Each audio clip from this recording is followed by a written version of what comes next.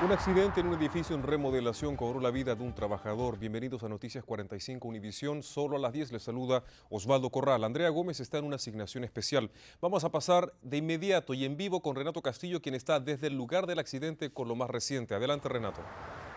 Efectivamente, Osvaldo, la tragedia ocurrió esta tarde cuando al menos 5 personas se encontraban dentro de la estructura cuando la misma se desplomó, cobrando la vida de una de ellas.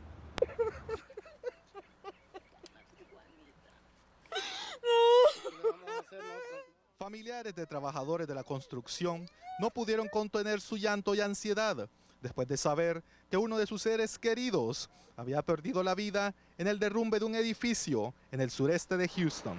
En este colapso hubo 3 víctimas, 2 de ellas fueron transportadas a diferentes hospitales de la ciudad. La tercera víctima desafortunadamente falleció en este colapso. Alrededor de 100 bomberos fueron requeridos en la escena de los hechos, la intersección de la autopista 45 Sur y la calle Griggs, donde también llegaron familiares de las víctimas. Ella le había traído lonche un día a él. Mi hermana le trajo lonche a él una vez y me dijo, ahí anda trabajando mi hermano.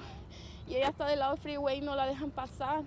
Familiares han identificado a la persona que perdió la vida como Ramiro Sigala, de 24 años de edad y quien laboraba en estas labores de construcción. Estaban trabajando unos trabajadores ahí en esos edificios cuando se derrumbó y se vino abajo todo. Según informes oficiales, varias personas se encontraban haciendo trabajos de remodelación en un complejo de apartamentos cuando la estructura se vino abajo. 2 de ellas solas salieron debajo de sus escombros. 2 personas adicionales quedaron atrapadas. La tercera víctima fue la que falleció. Un total de 5 personas al principio. Autoridades aún se encuentran investigando la causa del siniestro. La Agencia Federal para la Seguridad en el lugar de trabajo ha enviado ya a sus investigadores a la escena de los hechos para dar con la causa de esta tragedia. Desde el sureste de Houston, Renato Castillo, Noticias 45 Univisión, solo a las 10. Y pese a que la temporada de huracanes no debería ser tan activa, las autoridades aquí en Houston no bajan la guardia, por eso continúan trabajando arduamente para estar preparados. Renato Castillo nos cuenta cuáles son las recomendaciones que hoy se han estado haciendo a la ciudadanía. Renato. Efectivamente, el área de Houston ha sido ya afectada por varios huracanes, entre ellas el huracán Ike el año pasado, por lo cual autoridades quieren que los residentes se preparen de la mejor manera. Con el comienzo de la temporada de huracanes, autoridades del área de Houston se encuentran haciendo planes para enfrentar el posible embate de uno de estos fenómenos, pero también quieren que los residentes estén lo mejor preparados posible. Si no tienen un botiquín ahorita, deben hacerlo con medicina, comida y agua para 7 días, para que puedan sostenerse si tienen un huracán. Tener un plan, a ver qué va a hacer su familia si viene un huracán, si se van a evacuar o se van a quedar. Según las autoridades, el paso del huracán Ike por el área dejó muchas lecciones, entre ellas que cada familia debe hacer sus propios preparativos para enfrentar uno de estos desastres naturales. Vamos a tener residentes que no viven en un área donde están de riesgo, que se van a evacuar cuando no necesitan evacuarse. Muchas personas están mortificados y qué pasa si pierden poder de electricidad. Estamos pidiendo que esa comunidad se evacúe después de que pase tormenta. Así pueden salir personas que están en peligro y también si esperan pueden saber qué pasó con su hogar. Aquellos que no puedan evacuar la ciudad por sí mismos deben de solicitar la ayuda de las autoridades. Asistir a la evacuación de personas que no se pueden evacuar ellos mismos, sea por razones médicas o si no, solamente no tienen transportación. Si están en esa posición, deben de llamar al 211. Así lo tenemos ya registrados para poderle dar más asistencia antes que venga un tormento o un huracán. Parte de estar preparados es asegurarse de que su televisor esté listo para la transición de la televisión digital. Autoridades recalcaron que lo mejor es no esperar para prepararse y mantenerse informado. Ahora vamos contigo a los estudios, Carlos. Gracias, compañeros. Una acción oficial que comenzó como respuesta a un supuesto secuestro terminó hoy con un operativo de rescate y detención de presuntos inmigrantes indocumentados. Pasamos en vivo con Renato Castillo para que nos dé más detalles de lo ocurrido. Renato.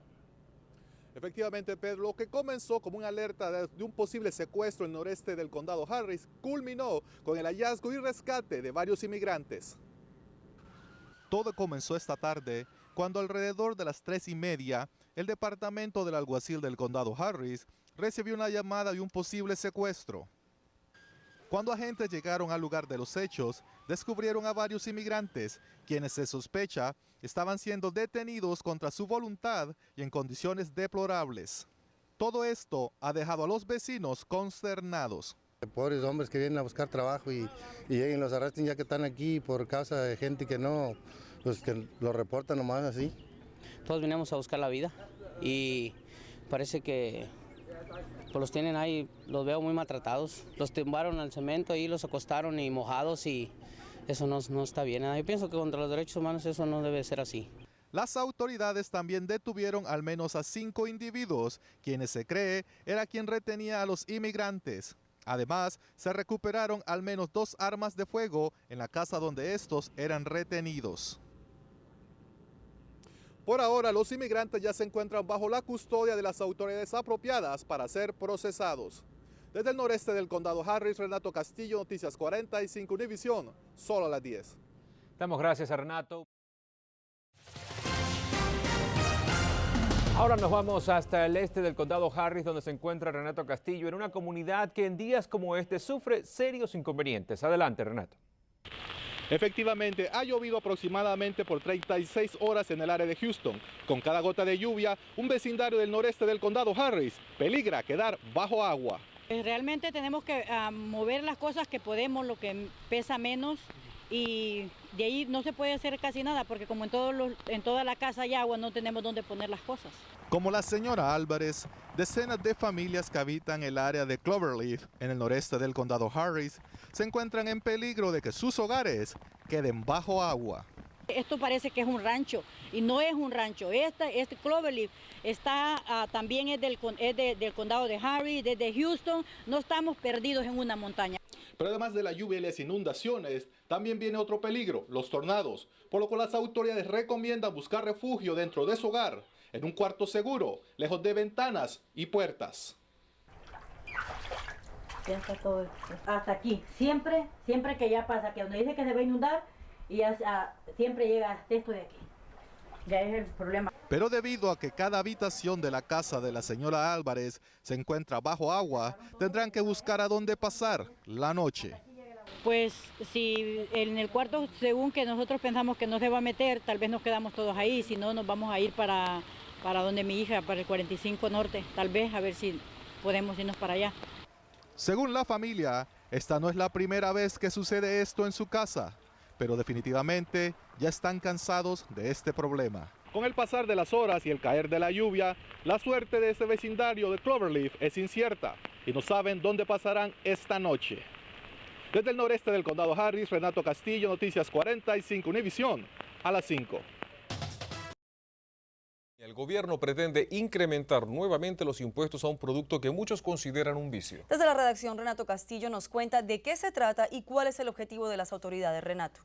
Efectivamente, malas noticias para los fumadores, ya que el gobierno federal está considerando incrementar los impuestos sobre los cigarrillos para invertirlos en programas de salud. El gobierno federal está considerando una propuesta para incrementar los impuestos sobre la venta de cigarrillos, ya que según los legisladores, estos fondos son necesarios para proveer y sostener programas públicos de salud. Pay for the Children's Healthcare Program. Para pagar por los programas de salud de los niños. Y mi frustración es que tenemos 900,000 niños en el estado de Texas que no tienen seguro médico, que tienen derecho al programa CHIP. Son nuestros impuestos que estamos enviando a Washington, pero el estado de Texas no quiere poner de su parte para cubrirlos. Según la propuesta, cada cajetilla de cigarrillo costaría hasta $1 con 1 centavo, de 39 centavos que cuesta presentemente, con lo cual se espera que cada menor de edad tenga acceso a programas de salud. The state of Texas doesn't buy into the program as much. El estado de Texas no participa de este programa. Por cada $1, 77 centavos de ese $1 es dinero del gobierno federal y 30 centavos vienen del estado. Si el estado de Texas lograra aportar su parte, podríamos cubrir a esos 900,000 niños que no tienen seguro médico. Está bien porque el vicio va a pagar por la salud de unos niños. También están con tanta gente que fuma y todo eso causa un cáncer. Bueno, a mí verdaderamente no me parece esa medida que de un vicio, que lo que es el cigarro, quieran aplicar o cobrar taxas para beneficiar a los niños. Además de los programas de salud, también los fondos recaudados serán usados en programas de la prevención contra el fumar y tratamiento de la adicción de la nicotina. Desde la redacción, Renato Castillo, Noticias 45 Univisión, solo a las 10. El pasado miércoles se cumplieron 6 años de la peor tragedia de contrabando humano en la historia del país, cuando 19 indocumentados murieron por asfixia en el interior de un camión en Victoria, Texas. Y justo esta misma semana se reporta el hallazgo de un niño indocumentado también fallecido de la misma manera. Renato Castillo informa desde Houston. El 14 de mayo del 2003, el complejo tema de la inmigración ilegal llegó a lo que activistas y autoridades han calificado como el punto más oscuro, cuando 19 inmigrantes indocumentados, incluyendo a un niño de tan solo 5 años, perecieron sofocados dentro del remolque de un camión donde eran transportados. Estas cosas no debían de pasar. Ahí junto con las otras personas que venían se murió un niño y es bien duro saber que ellos venían para una vida mejor y quedaron ahí. El conductor del camión, Tyrone Williams, recibió una condena de vida en prisión por el hecho, mientras otros miembros de la banda de contrabandistas recibieron varias sentencias tras las rejas por su participación. Y según activistas, esto obliga a que se busque soluciones en este tema. Que las autoridades se den cuenta de que se debe de luchar contra los coyotes, que se debe de dar una reforma migratoria principalmente para millones de indocumentados que tenemos en el país. Coincidentemente, el jueves pasado fue encontrado el cuerpo de un joven guatemalteco indocumentado dentro de una camioneta en un parque de Houston, después de que supuestamente hubiera muerto de deshidratación mientras estaba en las manos de los contrabandistas. La familia recibió una llamada de una mujer desconocida avisándoles que el adolescente estaba en este parque y que trajeran agua porque aparentemente el muchacho estaba severamente deshidratado. Activistas planean colocar símbolos en el lugar de la tragedia en Victoria que recuerden el sufrimiento de las víctimas. Activistas recalcaron que tragedias como esta y tantas otras que ocurren a lo largo de la frontera entre México y Estados Unidos son claras señales de que debe buscarse una solución al problema de la migración ilegal para evitar que se pierdan más vidas. En Houston, Texas, Renato Castillo, Univisión.